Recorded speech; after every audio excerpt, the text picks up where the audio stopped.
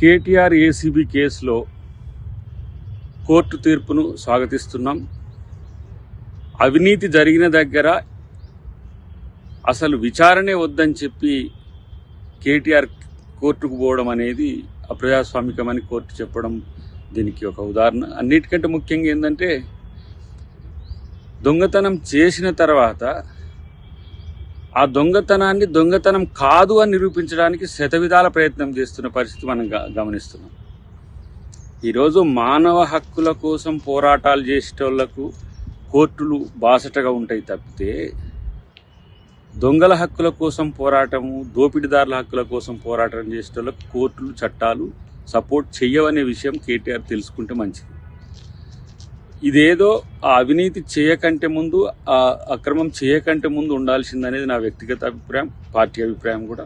ఇలా ప్రభుత్వం ప్రజల ఆస్తులకు రక్షణగా ఉండాల్సింది పోయి, మీకు ఇచ్చిన అధికారాన్ని దుర్వినియోగం చేయడమే కాకుండా ఇష్టానుసారంగా నిధులను ఇతరులకు, ప్రైవేటు వ్యక్తులకు తరలించడం అనేది ఆర్థిక నేరం.